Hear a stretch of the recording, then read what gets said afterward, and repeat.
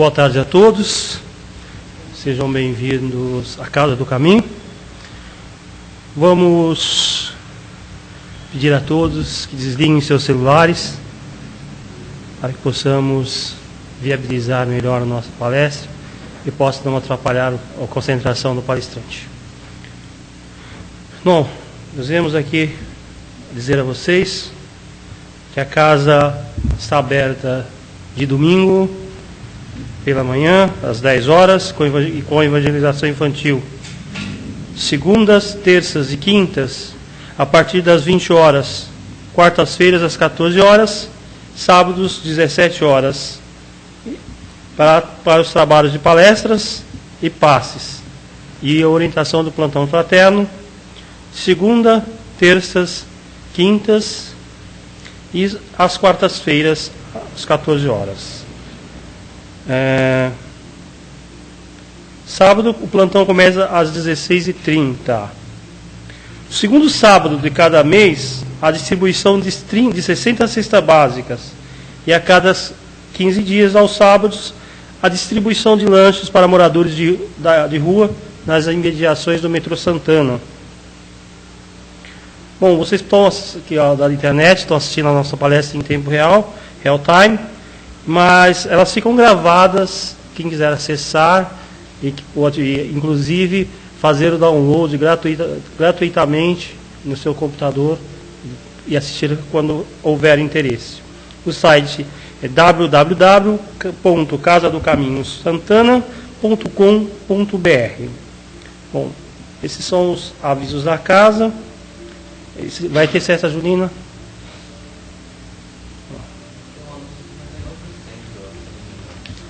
Vai ter festa. Tá. Então depois, no final, a gente pode até passar, tá? Hoje no Centro Eros de Amor tem a feijoada, amanhã, desculpa, feijunina.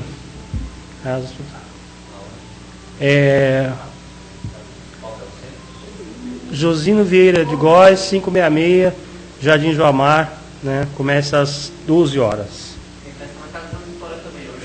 Festa na Casa Transitória? O Arraial na Marginal, Condessa Fabiano, né? Condessa Elizabeth Rubiano, né? Sem número, ao lado da TPM. Ah, hoje e amanhã. Que dia é hoje? 27, né? 27 e 28. Vou ficar gravado. Então é 27 e 28 de junho. Oi. Chá Beneficente do Servo de Jesus, amanhã, dia 28, a partir das 15 horas. Rua Cândido Figueiredo. Sem número? Bom, mas é centro, vai estar lá a plaquinha. Está lá. Então, a vocês que estão na internet, que boa tarde, está aí o convite, vão, assista e ajude a casa a ajudar as pessoas. Tá? Bom, vamos nos preparar, que hoje quem faz a palestra é o nosso irmão Amir, que está aqui já, que foi que deu o recado da Federação, da Condessa Rubiano. A palestra é muito interessante, não é a demonstração do céu, e não é essa chuva que começou a cair, tá? Do livro Fonte Viva, é o item 32. Então, antes de nós passarmos a palavra ao Amir, peço a todos que relaxem um pouco, aquele amigo também que estiver em casa, deixe um pouquinho, baixe o som do seu ambiente, baixe o som do teu rádio, a música que você esteja ouvindo, leva o pensamento a bons pensamentos, ao sorriso de uma criança, a figura luminosa do Mestre Jesus, ao receber a recepção recalorosa quando você vai à casa dos seus pais, aquele muito amor que você tem a dar, para que a gente possa, juntos, numa corrente de fé, amor e oração, nos ligarmos com o Mestre Jesus e todos os seus ceareiros, para que possamos ter mais forças e emitir os nossos bons fluidos até o Pai Maior, pedindo a Ele permissão, para que possamos, mais uma vez, conduzirmos os trabalhos de orientação através da palestra, dos passes, para os nossos irmãos tão necessitados, com muito amor nos nossos corações. Que o Pai nos ilumine, nos abençoe, dando a sua permissão, através dos bons mentores que aqui estão, através dos bons espíritos que vão nos orientar. Em nome deste Pai, através da figura do Mestre amado Jesus, damos início aos trabalhos da tarde de hoje, através da oração, através da palestra do nosso irmão Amir. Que assim seja. Então, passo a palavra ao irmão Amir. Vou baixar um pouquinho aqui.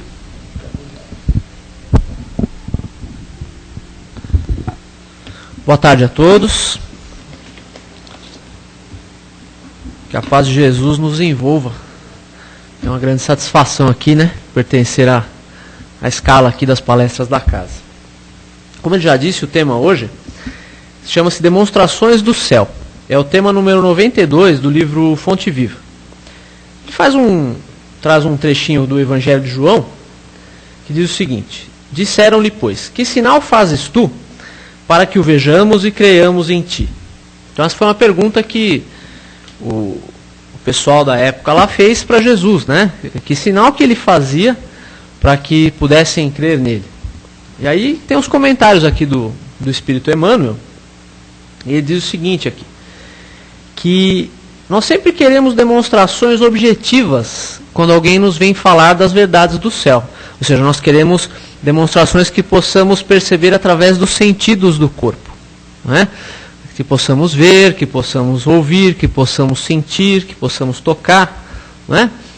Então, essas são as demonstrações que nós queremos. Nós queremos sempre uma demonstração física, ou seja, uma demonstração material das coisas imateriais, das coisas da alma, né?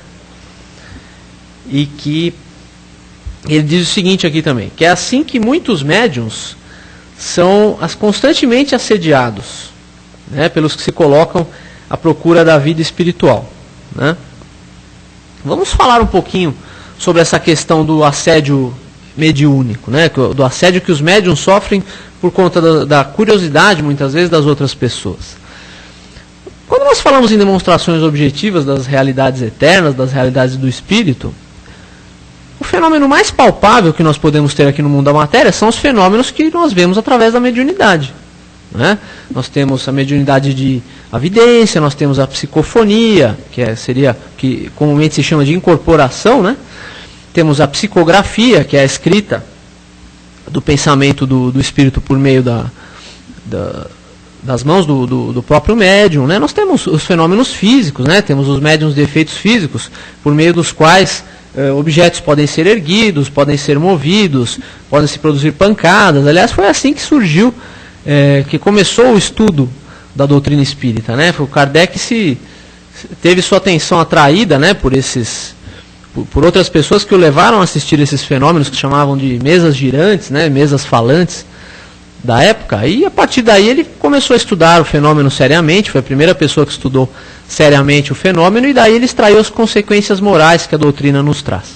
Então vamos falar um pouco sobre essa questão da mediunidade. O que nós esperamos quando nós nos dirigimos a um médium, quando nós conversamos com o médium, quando nós procuramos o auxílio mediúnico? Muitas vezes nós procuramos alguma coisa que ele não está autorizado a nos dar, né? Muitas vezes é a nossa curiosidade que nos faz procurar o auxílio mediúnico. Nós procuramos o médium para saber do mundo espiritual uma coisa que não é dada a ele revelar e que não nos é dada a saber, porque nós, por termos acesso ao espiritismo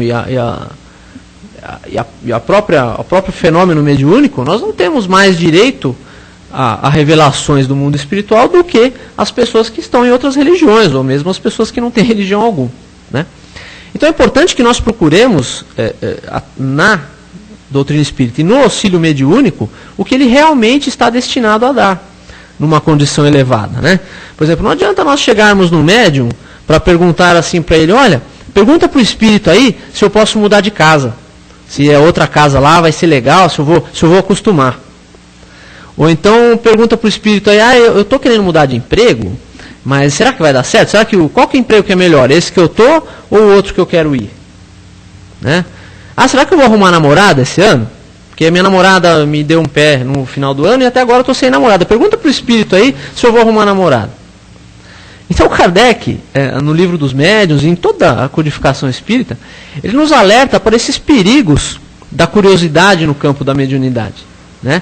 A mediunidade, ela deve ter unicamente o fim elevado, o fim de caridade, o fim de auxílio e de melhoramento da pessoa humana.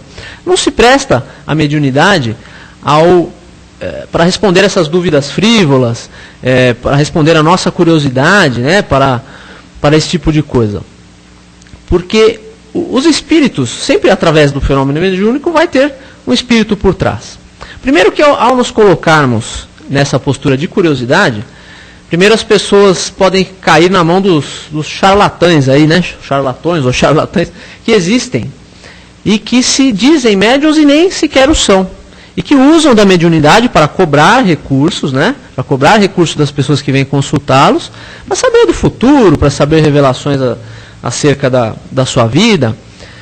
É importante que se tenha em conta que isso não é o uso cristão da mediunidade. Se é que mediunidade há nessa pessoa que cobra das pessoas que a consultam, se é que há mediunidade, essa mediunidade está envolvida por espíritos pouco elevados, está envolvida por espíritos que exploram a inferioridade do próprio médium e o desconhecimento das pessoas que o procuram. Então é muito importante que nós tenhamos isso em conta. Que nós tenhamos em conta que Jesus disse, dai de graça o que de graça recebestes. O que isso quer dizer? Que o médium que se vale da mediunidade, se é que ele é médium mesmo, que se vale da mediunidade para ter vantagens materiais com isso, ele está comercializando as coisas santas. Ele está praticando um ato semelhante àqueles vendilhões do templo que Jesus expulsou do templo. Era o comércio das coisas do alto, comércio das coisas de Deus. Então a mediunidade séria, a mediunidade verdadeira, é importante que nós digamos também que a mediunidade não é uma exclusividade do espiritismo, né? Existiram e existem médiuns em todas as crenças, em todas as épocas da humanidade. Mas no espiritismo nós temos um estudo sistematizado, nós temos uma liturgia, vamos dizer assim, própria, do estudo com o método científico da mediunidade. Então isso nos faz usar da mediunidade com uma certa segurança, que nem todas as doutrinas têm. Então o fenômeno mediúnico espírita, ele tem alguns requisitos. Primeiro, ele precisa ser gratuito. Se alguma pessoa que estiver nos assistindo pela internet frequenta algum lugar onde eles estão cobrando alguma coisa pela prática mediúnica, pelo auxílio mediúnico, por tratamentos espirituais, é importante que nós orientemos que essas pessoas fujam desses lugares porque estão caindo em arapucas, né? Porque o espiritismo verdadeiro, ele é gratuito em todas as suas práticas doutrinárias. Os cursos da casa são gratuitos, a assistência espiritual é gratuita, a frequência às palestras e aos trabalhos espirituais da casa é gratuita, porque o espiritismo se faz unicamente por caridade. Então é importante que nós tenhamos em conta o verdadeiro papel da mediunidade, né?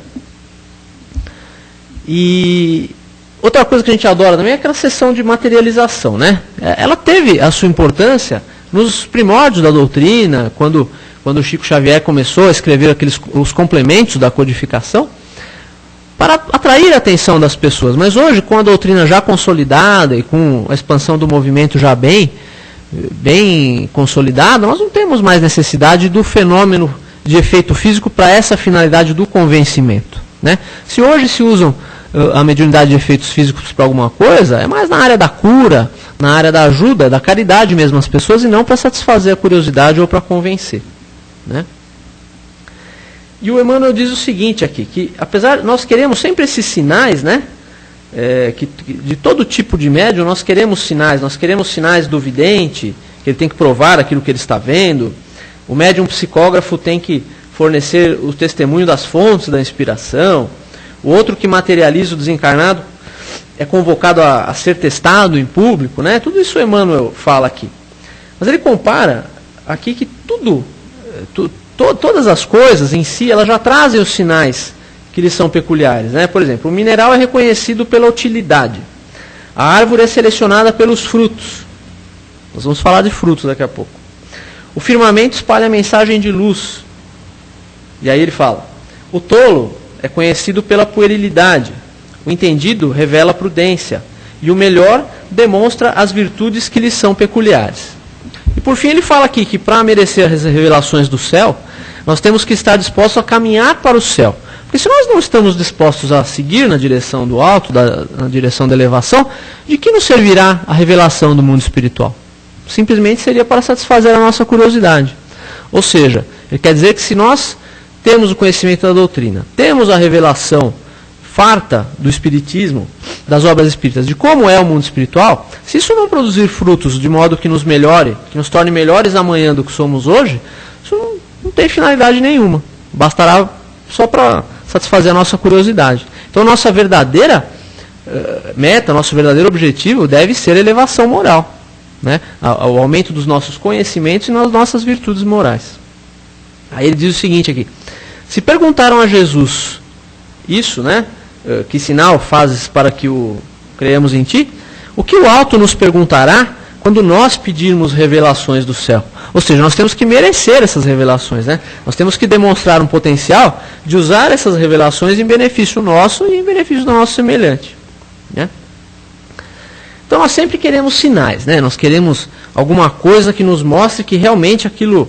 Nós não queremos correr o risco, né, de ficar na doutrina e fazer tudo que a doutrina propugna e chegarmos ao final aquilo ser uma ilusão, né? Nós não queremos correr, entre aspas, esse risco. Então nós queremos sempre esses sinais do céu. Nós queremos as certezas, né?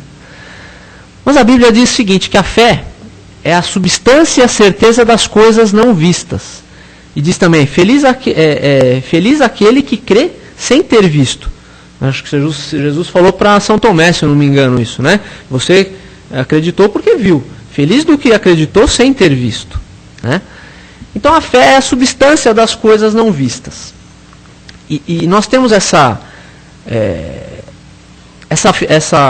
necessidade da prova, da coisa, porque a nossa fé, antigamente, quando ainda não fazia sentido se falar na fé raciocinada que nós temos hoje, a finalidade da nossa fé era uma finalidade de troca. Nós tínhamos fé e demonstrávamos uma certa deferência, um certo respeito pelas entidades que venerávamos, né? No passado mais remoto, nós adorávamos as forças da natureza, o Deus Sol, a deusa Lua.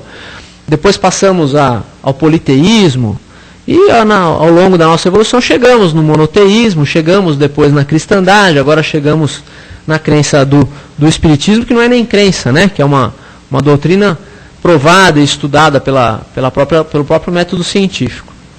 Então, por que nós tínhamos aquela fé? Para que as entidades, as divindades que nós fazíamos de nossos deuses, nos livrassem da fome, nos livrassem do frio, nos livrassem da guerra. Tanto que nós tínhamos deuses, quando éramos politeístas, né? Nós tínhamos deuses para cada coisa. O deus da boa colheita, o deus protetor dos guerreiros, a deusa da fertilidade. Então, para cada coisinha que nos atormentava no dia a dia, nós tínhamos um Deus específico que era para aquilo, né? E por quê? Porque nós queríamos vantagens que não se justificavam.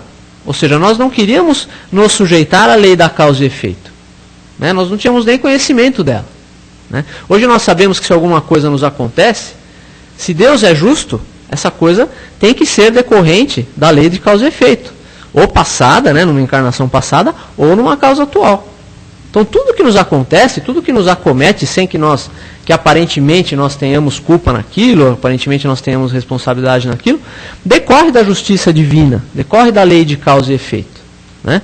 E nós podemos melhorar isso daí, né? Nós podemos, através da nossa mudança de conduta para o bem, nós podemos tornar mais leve, nós podemos tornar mais tranquila essa nossa caminhada, né? Nós podemos ter necessidade de provas mais leves, e não daquelas provas pesadas que o nosso passado plantou na má semente, né?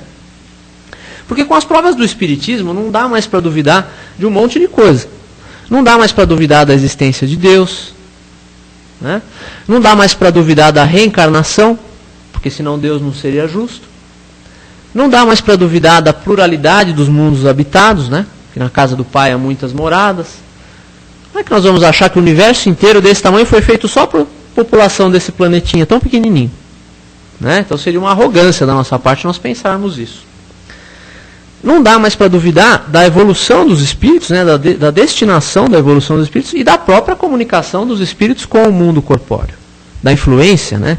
O Kardec obteve dos espíritos lá no Livro dos Espíritos essa resposta. Os espíritos interferem em nossas vidas? Sim, muito mais do que supondes. Frequentemente são eles que vos dirigem.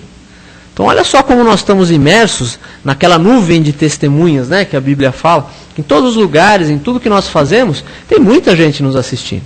Aqui o nosso auditório hoje está relativamente vazio de encarnados, mas nós não sabemos, pode ter dezenas aqui de entidades desencarnadas nos ouvindo e participamos da nossa reunião, né? Então, se nós consideramos tudo isso com esses elementos hoje, a nossa fé não é mais aquela fé de troca, aquela fé interesseira, é uma fé raciocinada, é uma fé que toma consciência de alguns fenômenos e, através disso, extrai a consequência moral. Que consequência moral? De que nós estamos aqui para evoluir. Ou seja, nós não estamos aqui para fazer tudo o que nós queremos, tudo que é gostoso, cometer tudo que é abuso que nós temos vontade. Nós estamos aqui para evoluir, né? Para seguir na direção do bem. Né? E é interessante que o Kardec, na doutrina, ele coloca lá que a fé inabalável é somente aquela que pode encarar a razão face a face, em todas as épocas da humanidade. Tanto que ele disse que se um dia a ciência provasse que alguma dessas verdades que nós consideramos do Espiritismo estivesse errada, que nós ficássemos com a conclusão da ciência. Né? O Kardec nunca pregou, e os espíritos que foram responsáveis pela codificação espírita, e até hoje o são, eles nunca colocaram que nós deveríamos aceitar alguma coisa que repugnasse a razão. Não é? A palavra fé, ela tem, às vezes, nós usamos ela numa acepção meio errada. Porque nós achamos que ter fé é simplesmente acreditar. Né? Simplesmente olhar alguma coisa, acreditar naquilo, então nós temos fé naquilo. Mas na etimologia da palavra fé, nós demos uma pesquisadinha, ela vem do radical fide, do latim, fide, né? E que é diferente do radical credere. Credere significa acreditar, em latim. Fide significa fidelidade. No direito, nós temos várias demonstrações de palavras que se formaram desse radical. Né? Fide jussoria, né? Algumas expressões do direito que nos revelam, que foram formadas daí. E que tem na sua principal... no seu principal núcleo ali, a fidelidade. Então, ter fé é ter fidelidade. Fidelidade a quê? Ao Evangelho que nós acreditamos. Né? Porque se nós dizemos que nós temos fé no Evangelho, é diferente de nós só dizermos que acreditamos no Evangelho. Se nós acreditarmos é uma coisa. Nós dizemos que temos fé no Evangelho, é nós permitirmos que aquilo interfira na nossa vida. Que aquilo entre na nossa vida. Mas de que maneira? Da maneira que o Cristo ensinou. Perdoar 70 vezes 7 vezes. Será que nós perdoamos 70 vezes 7 vezes? Às vezes é difícil, né? Nós falamos, aquilo que fulano me fez não dá para perdoar. Ainda mais dele que é espírita. Né? Nós falamos assim, ainda mais com a consciência que ele tem que é espírita. Não dá para perdoar. Outra coisa, é oferecer o outro lado da face. Quando alguém nos bate numa face, a gente não consegue ainda fazer isso. Né? Nosso primeiro ímpeto é ir lá e dar outro bofetão no rosto da pessoa, né? Não quer dizer também que a gente precise ser o capacho, né? Mas a gente pode pagar o mal com o bem. Né? A gente não precisa devolver na mesma moeda. A gente pode devolver numa moeda mais branda. Né? Oi? De menor valor. Né? Ser manso e humilde de coração. Né?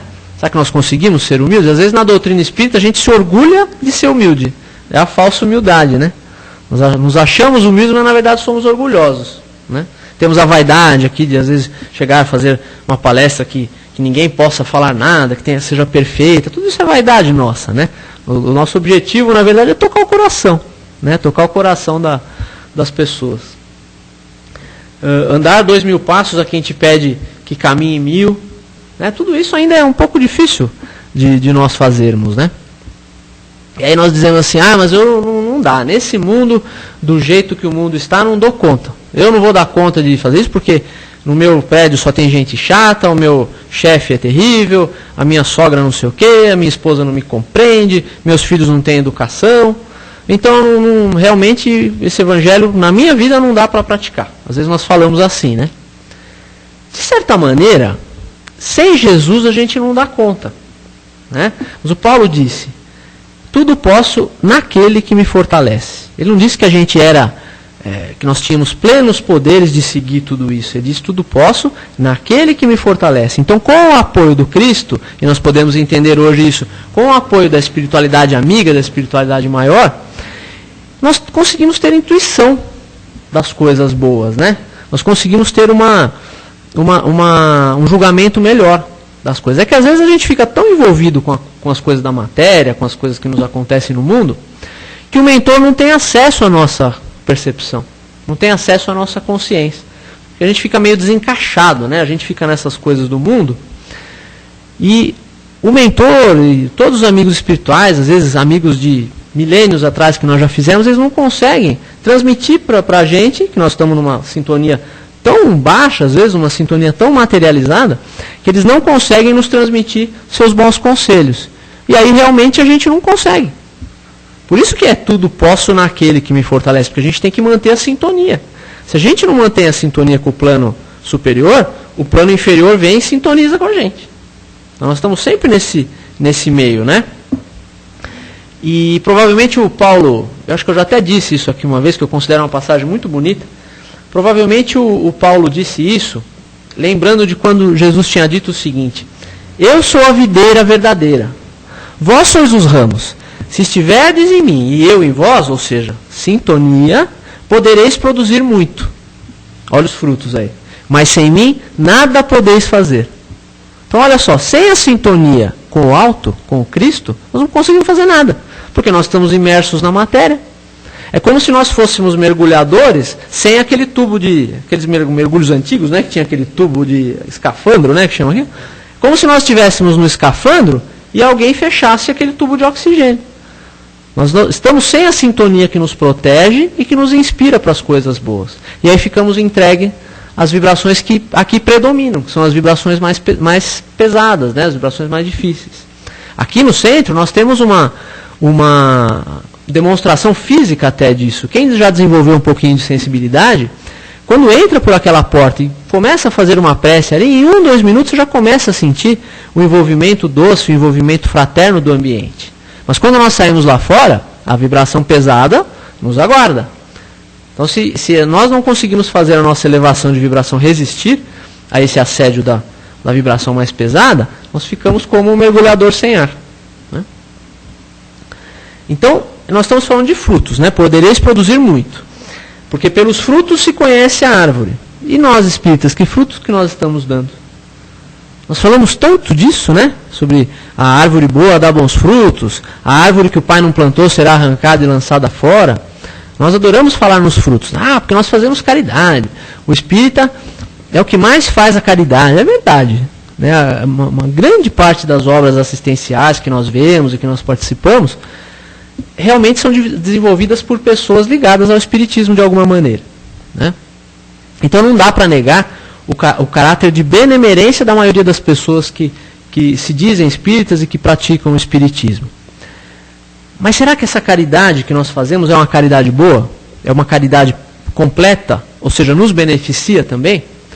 Por exemplo, se nós vamos distribuir os lanches na rua, por exemplo, e não temos um sentimento fraterno, um sentimento de ajudar aquela pessoa e de querer que aquela pessoa esteja amanhã melhor do que hoje, e de que aquilo possa animá-la e de dizer uma palavra de conforto àquela pessoa, essa caridade nossa está beneficiando de alguma maneira o estômago daquela pessoa, está beneficiando o organismo daquela pessoa. Mas não nos beneficia, porque não nos torna melhores. É uma trabalheira que nós tivemos, e a caridade às vezes exige trabalho, exige renúncia, né? É uma trabalheira que às vezes nós temos para levar para cá, para lá, e até onde as pessoas que precisam estão, e nós estamos com o sentimento errado. Estamos com a sintonia errada na hora de fazer aquilo. Então nós praticamos um ato de bondade, claro, é melhor doar do que não fazer nada. Mas se o nosso coração não está com a vibração adequada, o nosso sentimento ao fazer aquilo não é o sentimento fraterno, nós estamos fazendo o bem só para ele, para nós não. Que amanhã nós estaremos no mesmo patamar que hoje, teremos gasto muita energia, gasto dinheiro, tudo, a pessoa vai estar um pouquinho melhor, mas nós estaremos na mesma. Então nós precisamos aprender o que é realmente o valor da caridade. Aquela caridade que não humilha a pessoa, aquela caridade que faz a pessoa se sentir irmão nosso. que faz a pessoa sentir que ela está naquela situação hoje, mas que ela pode melhorar. Que as pessoas, da mesma maneira que nós que somos imperfeitos, estamos lhe estendendo a mão, Deus que é perfeito vai estender mãos muito maiores e muito mais poderosas, né? Então, os frutos do Espírita, eles, pelo nosso conhecimento, eles têm que ser maiores, realmente. Eles têm que ser frutos de uma qualidade já mais apurada. Porque muito nos foi dado em termos de conhecimento, muito nos será cobrado em termos desses frutos.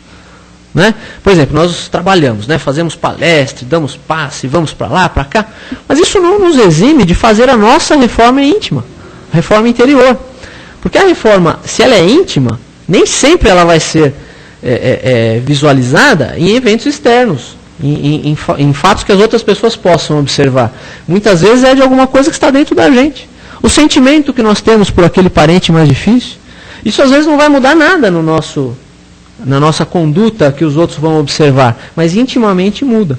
Então esse trabalho todo que nós costumamos fazer no Espiritismo, ele não nos dispensa de fazer a reforma íntima. Isso foi uma mensagem que nós recebemos de uma mentora muito elevada numa outra casa que nós trabalhamos, e que numa noite que nós buscávamos realmente respostas para esse tipo de coisa, que a palestra tinha versado sobre esse tipo de coisa, e a mensagem dela foi curta e grossa, de que o trabalho no bem, o trabalho de caridade, não nos dispensa de fazer a própria reforma íntima. Eu achei isso curto e grosso, né? Mas assim, é uma coisa de muita utilidade para nós, né? Por exemplo, será que nós estamos aptos a fazer a caridade fora, se nós não cuidamos nem do nosso próprio grupo dentro do centro? Por exemplo, o que adianta a gente distribuir 1000 cestas básicas fora, se tiver uma pessoa que seja do nosso centro, né, um frequentador, um trabalhador do nosso centro, que passa por essa dificuldade, que precisaria de uma cesta básica? As outras 1000 meio que perderam o valor para nós. Vão matar a fome das pessoas, sem problema. Mas será que nos tornam melhores? Aquela pessoa do centro nos chama a caridade mais premente, caridade mais imediata, né? Por exemplo, nós queremos fazer às vezes um evento, né? Vamos fazer a noite da pizza do centro e tal. Aí eu estou lá com o Bellini, e o Bellini quer fazer as coisas de uma determinada maneira, e eu tenho uma outra ideia. Aí eu vou falar assim, da maneira que o Bellini está fazendo, está errado. Eu vou fazer isso aí de uma maneira melhor.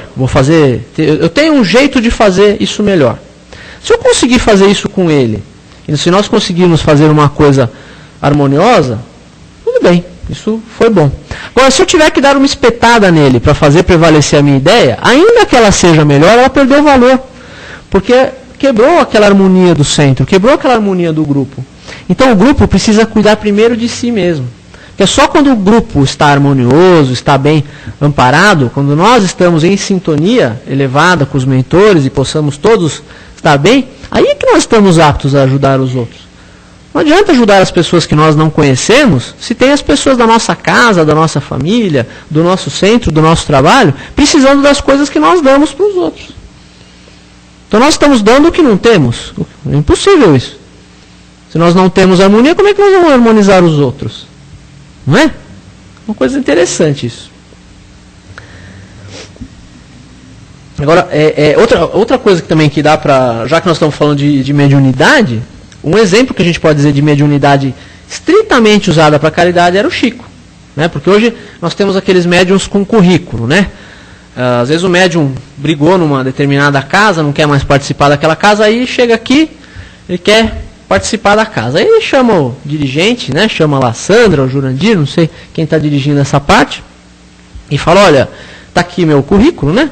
Eu sou médium de tal casa, eu trabalhei 10 anos na desobsessão, tenho todos os cursos de doutrina, então eu quero trabalhar como médium aqui, mas tem uma coisa, eu só recebo o mentor, tá? Então eu fico na ponta da mesa, normalmente, para receber aquela mensagem do mentor no final, porque mensagem de espírito sofredor eu não gosto muito de receber. Né? Isso aí tem mais gente que faz, eu prefiro, como a minha sintonia é muito elevada, eu só recebo o mentor. Tem gente que chega na casa pensando assim. Aí quando chega assim, o melhor remédio é dar uma vassoura para a pessoa e falar assim, olha, médium hoje nós não estamos precisando, se eu quiser dar uma varrida na escada, colocar o lixo para fora, lá do banheiro, tudo, aí é melhor, né? Ou quem sabe, aí mais para frente a gente pode ver se dá para você trabalhar na mediunidade.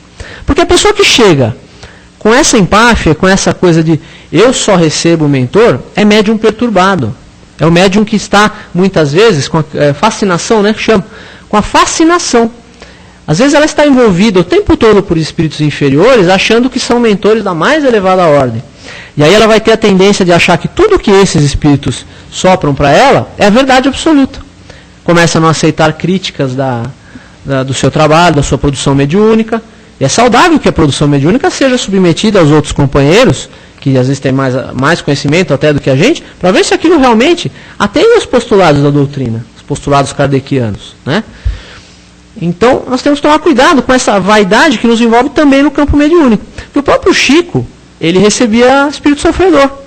Ele sempre reservava um tempinho nas reuniões, lá nas reuniões que tinham esse caráter, para ele receber espíritos inferiores para serem esclarecidos. E olha só, além desse perigo na mediunidade, quando nós estamos doutrinando, às vezes, um espírito sofredor, um irmão mais necessitado, de que maneira nós fazemos isso? Porque às vezes nós nos colocamos para o espírito que está se manifestando com uma superioridade. Eu sou o doutrinador. Se eu sou o doutrinador, eu sou superior a você. Se nós começamos assim, já está errado.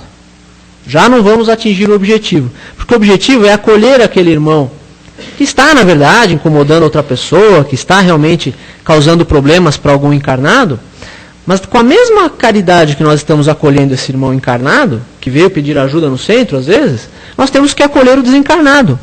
Porque são duas faces da mesma relação. Eles têm uma história, provavelmente, que desembocou nisso, pela invigilância de ambos, provavelmente. E nós precisamos ter amor com os dois. Além do uso da mediunidade ser amoroso, quem está conversando e doutrinando o espírito não pode se colocar numa posição de superioridade, numa posição de eu sei tudo, eu sou melhor que você. E muitas vezes eu já presenciei, né? Eu já levei até, desculpa a expressão, até tapa na cara de espírito apontando erros meus numa sessão mediúnica. De eu tentando conversar e convencer e passar aqueles ensinamentos para o espírito, e o espírito virar para mim, é lógico que o médium ainda deu uma amenizada, mas acho que o espírito ia dizer coisa muito, mas você não é aquele que faz isso, fala aquilo, não sei o quê, não sei o quê. Quando você sai daqui é bem diferente, né? Porque não sei o quê, blá, blá, blá. O espírito sabia tudo. Eles sabem da gente, mais do que a gente sabe deles. Então nós precisamos ter em conta que nós não somos superiores a esse espírito que está precisando de ajuda. E amanhã, quando desencarnarmos, pode ser que a gente precise de ajuda da mesma maneira. E nós não vamos querer ser tratados com superioridade. Nós queremos ser tratados com humildade fraterna, com humildade de irmão mesmo, né?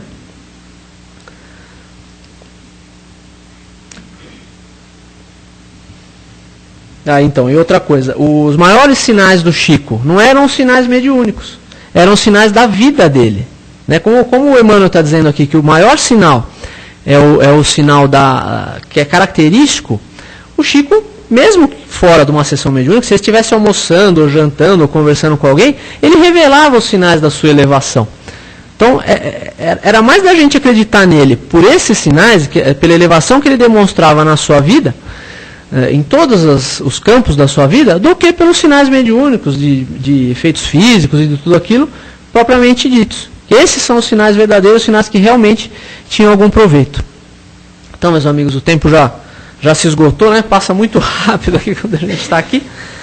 Então, a mensagem que nós gostaríamos que ficasse hoje é que se nós somos espíritas, os nossos sinais têm que ser os nossos frutos. Não só aqueles frutos que as pessoas podem observar, não só aqueles frutos que podem nos render algum tipo de elogio, que são às vezes muito perigosos esses elogios que os outros nos dirigem, mas que sejam os frutos do nosso sentimento, e que esse sentimento renda frutos com as pessoas da nossa família, com as pessoas do nosso trabalho, do nosso centro, e que possamos, numa expansão desse sentimento e dessa corrente, através desses sinais, dos sinais morais, ajudar as pessoas a acreditar realmente no Evangelho que nós pregamos e na doutrina que nós pregamos. Muita paz a todos.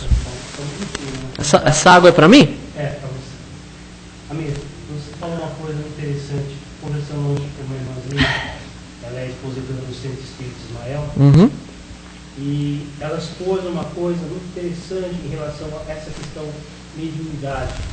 Porque se nós começarmos a observar, é uma coisa que dentro da casa espírita está sendo relevada a segundo plano. Tá? Eu trabalho numa outra casa O importante é a obra social. Então, a parte única, aliás, eles dizem que só tem um médium na casa. Na realidade, outro dia eu apontei que tem muitos médiums na casa. Mas a questão é, confundem mediunidade, que é o ato, que é o estudo, que é a orientação, que nós fazemos dentro da casa, através da orientação da decodificação da Kardec, com mediunato, que se pratica fora de uma casa espírita, em outros, são chamados cartomantes, isso é muito perigoso, né? Até mesmo dentro de uma casa evangélica, através das recepções do Espírito Santo que eles recebem lá, que não são tão distantes assim. Tá? Então, foi até bom você ter aberto esse espaço, porque as pessoas estão confundindo muito a mediunidade com o mediunato. Tá? E agem como se a casa espírita, a mediunidade dentro da casa espírita se torna uma coisa feia. Tá? E quando trabalham, você falou, não, doutrinação, né? Dentro do doutrinador. Na realidade, nós não somos doutrinadores, nós não estamos separando briga de ninguém. Somos esclarecedores, né? Somos orientadores, esclarecedores. Ficaria mais bacana, né? Ficaria mais honesto conosco mesmo, dentro desse. Mas eu vejo que as pessoas, dentro da orientação espiritual, alguns anos de experiência que eu tenho, elas estão criando um certo sexismo, medo. As pessoas estão lendo demais, estudando pouco. Nem muito. Eles sabem a decodificação de cor, todos os livros da linha do André Luiz, todas as do Emmanuel, todas do Sérgio, todas da Líbia, só que estão esquecendo de pôr em prática sua mediunidade. Eu podia ainda falar, mas eu fui inspirado. A inspiração não é mediunidade? É intuitiva, né? Eu acho que aqui até caberia um esclarecimento, porque às vezes tem muita gente assistindo a gente pela internet que nunca pisou, né, numa casa espírita, que às vezes não tem esse esclarecimento. Então é importante dizer que a mediunidade, primeiro, ela existe em qualquer lugar, né? Mas a mediunidade mais saudável é aquela que é praticada dentro da casa espírita. Porque aqui nós temos uma proteção espiritual já preparada para essa finalidade, que nós não temos em casa, que nós não temos na rua, que nós não temos em outros lugares. É lógico que, da mesma maneira que uma cirurgia de emergência às vezes é feita numa viatura de polícia, é lógico que o socorro mediúnico ele pode ser feito em outros lugares, né? Mas o ideal é que ele seja feito dentro de uma casa espírita, dentro dos padrões elevados da fraternidade e da humildade, né? Se alguma pessoa, por exemplo, entrar numa casa que, mesmo que esteja escrito Centro Espírita na porta, mas entrar em aquele lugar meio estranho, as pessoas com aquela aura de mistério, como se ali fosse acontecer alguma coisa muito misteriosa, e pior ainda, se vierem tentar lhe cobrar alguma coisa, ou vierem começar a dar revelações do futuro, da sua vida, que vai te acontecer isso, que vai acontecer aquilo, é importante abrir o olho com esse lugar, porque muito provavelmente esse lugar de espírita só tem o nome, né? Muitas instituições mal intencionadas se utilizam do nome espiritismo, quando na verdade não são casas espíritas verdadeiras. A casa espírita séria prima pelo estudo, é um lugar onde se distribui... Basicamente é um lugar para caridade, ou seja, onde não se cobra nada e onde se oferecem passes, onde se oferecem palestras esclarecedoras, assistências espirituais, cursos gratuitos de doutrina. Então é muito importante que a pessoa que nunca pisou numa casa espírita, quando for a uma casa espírita pela primeira vez, se certifique dessas coisas para saber se realmente é uma casa que pratica o espiritismo verdadeiro, o espiritismo sério, né?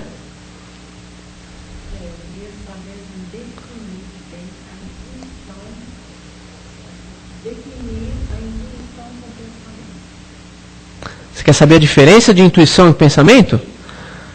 No meu entender, a intuição é uma coisa que vem de fora, né? E acaba se misturando com o seu pensamento, né? No começo, por exemplo, da prática mediúnica, é difícil para a gente distinguir o nosso pensamento do pensamento do espírito, né?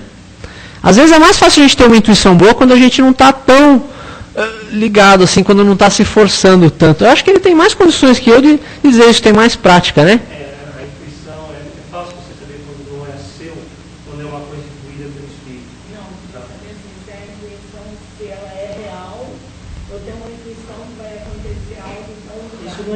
você tem uma missão.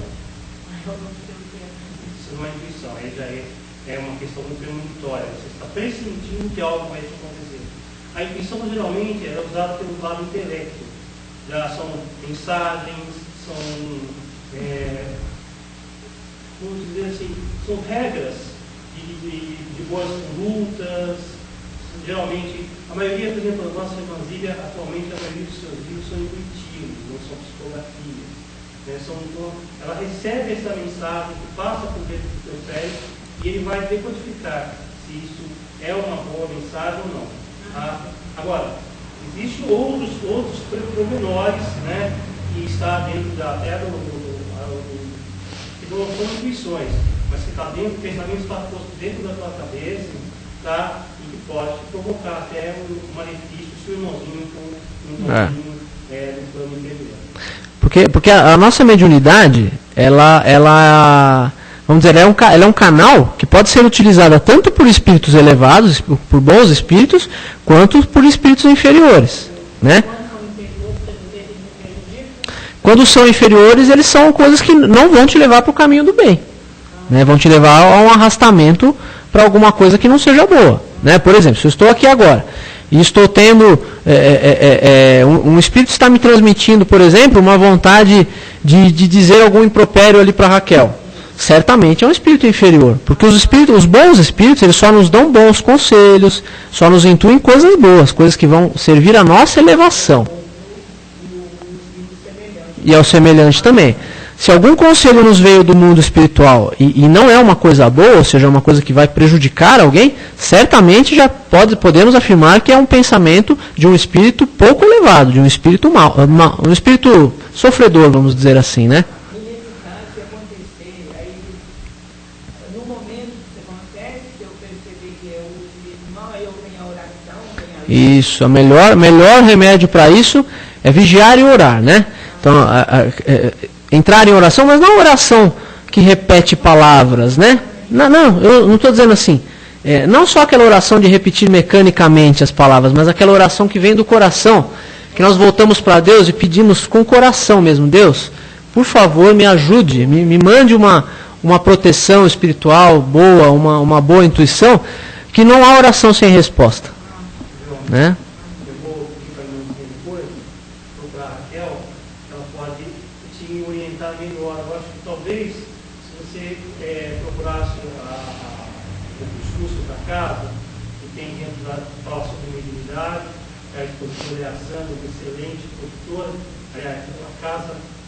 Priva-se o departamento de ensino ser maravilhoso, tá? Então, você está aí com as mãos e, com certeza, essas suas dúvidas são dúvidas bem primárias, que seria resolvido, talvez, aí com o pessoal do departamento de ensino, mas depois você passa para a Raquel, dá uma conversadinha com ela, que ela vai te orientar um pouco melhor. Bom? depois da sala. Não, já foi conversado, isso aí eu não tenho que passar naquele curso. Você já está fazendo assistência? Após eles, eu já estou com Ah, legal. O importante é perseverar, né? isso, legal, Fala, Raquel. Amigo, primeiro, sua palestra não foi boa, ela foi ótima. Segundo, você disse que ia falar pouco tempo. Você viu? Eu não consigo falar pouco, eu sou uma língua muito grande. Você falou que era difícil, que era. É difícil. Eu tive dificuldade de preparar essa palestra. Não é difícil, é amplo, complexo, e você começa a interessar por vários ramos, É. na verdade. E você estava falando, e eu peguei dois ganchos aí, acho que muito importante. A questão da demonstração do céu. Tem muita coisa que é comum na vida de todos nós, espíritos encarnados, que são as verdadeiras demonstrações do céu que a gente pode. É verdade. Primeiro deles, eu considero também, né, o nosso lar, a vivência do nosso lar. É mais do que isso, onde a gente aprende tanto dentro do lar. É uma escola, né? Gente, é a manifestação da divindade ali dentro do lar, onde nós só estamos com aqueles que nós precisamos e que precisam de nós, onde há uma troca. Sabe, a família não é um acaso, ela não é lançada na vida de cada um. capricho. Não, ela é um sacerdote. Então, é uma demonstração, é um sinal de Deus. Cada um daqueles que está lá na nossa casa, na nossa família, tem um motivo para estar. Né? E o segundo deles, você falou uma outra demonstração muito interessante. Nós esperamos milagres, a gente considera essas demonstrações na vida. Mas quando, de repente, aquele professor começa a nos mostrar coisas que nós não gostamos de fazer a nosso respeito, isso não é sinal de... Aí cai a cara, né? Eu já sei dizer isso de mim, né? E aí eu falo, poxa, e se ele percebe essas coisas, quantas pessoas mais estarão percebendo? Só a gente que não percebe, né? Não é? Olha que demonstração de vida. Só a gente que não percebe. É que a gente não consegue se julgar, né? A gente é bom em julgar os outros, né? É a vaidade, é verdade. Obrigado vocês. Vamos passando para a segunda parte do nosso trabalho.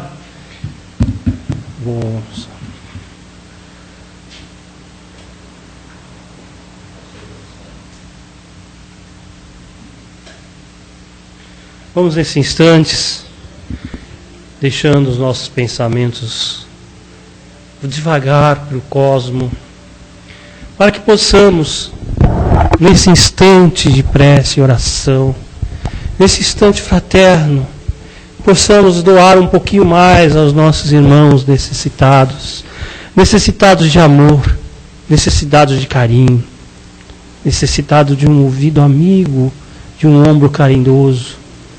Aqueles irmãos que se encontram neste instante em dificuldades, ou aqueles irmãos que se encontram nas suas falhas de tendências, que se encontram em delegacias, presídios, que se encontram em sanatórios. Nunca esquecemos de vibrar aos seus funcionários desses locais, que também são pegos por instantes de sofrimento, de amarguras.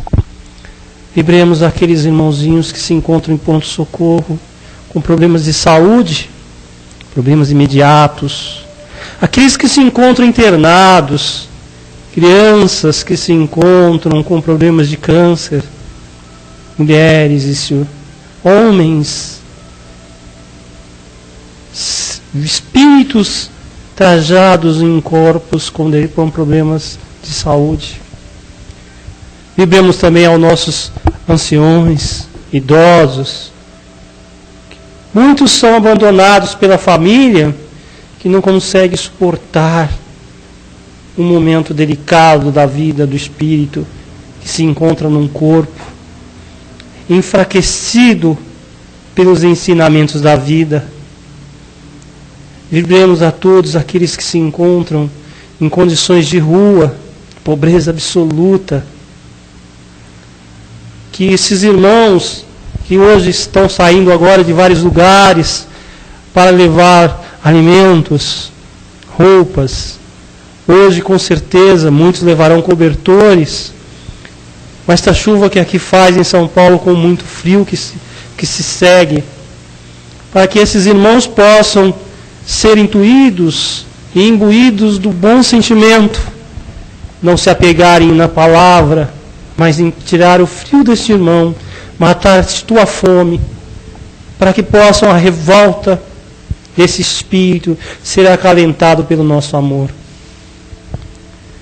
Vibremos por esta casa que nos acolhe, o Centro Espírita Casa do Caminho, Santana, que nos acolhe com muito amor, com muita ordem, e nos dá essa oportunidade de estar passando a todos, inclusive aqueles irmãos que se encontram nos assistindo pela internet, que também está doando conosco. Peço a todos que mentalize um lindo sol. Imaginemos que esse sol adentre ao nosso corpo, através dos entreolhos superior, e que desça por nós, conosco, passando pelo nosso cérebro, pelos nossos olhos, pelo sistema ocular completo, vindo às narinas, a boca, laríngeo, descendo pelos pulmões, coração, a parte interna, fígado, baço, intestino grosso, intestino delgado, que vá levando esta energia a esses locais. A parte reprodutora, masculina e feminina, descendo pelas pernas e possa se esparramar pelo solo, voltando ao cosmo universal, nos deixando cada vez mais fortes para enfrentarmos o dia a dia. Agora, vem bem para a sua casa. Mentalize a tua casa, o teu lar, cômodo por cômodo, esperando que haja asepsia deste local, como se esse local fosse um doente, como se esse local estivesse ali, espíritos não muitos interessados, ou até mesmo um espírito familiar que possa ser levado ao esclarecimento, por falta de esclarecimento. E vamos nesse momento de vibração, mentalmente uma prece, relevada ao meigo Rabi da Galileia.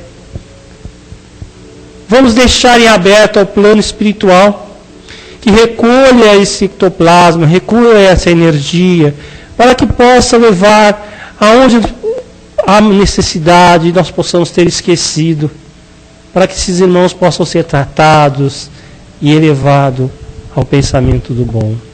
Em nome de Deus, nosso Pai, o nosso Mestre amado, Rabi da Galileia, Jesus, vamos pedindo licença, assim como os pedimos para iniciar, para que possamos terminar os trabalhos da tarde e noite de hoje, mentalizando a prece que Jesus nos deixou. Pai nosso, que estais no céu, santificado seja o vosso nome. Venha a nós ao vosso reino, seja feita a vossa vontade, assim na terra como no céu. E o pão nosso de cada dia nos dai hoje, Senhor. Perdoai as nossas dívidas, assim como nós perdoamos aos nossos devedores. E não nos deixem cair nas tentações, mas livrai-nos, Senhor, de todos os males, pois vosso é o poder e a glória para todos sempre. Eu peço aos nossos irmãos que depois do passe, que serão recebidos na câmara de paz, voltem aos seus lares com muito amor em vossos corações e que possam distribuir amor, paz e alegria a todos aqueles entes que o encontrarem pela rua. Que assim seja.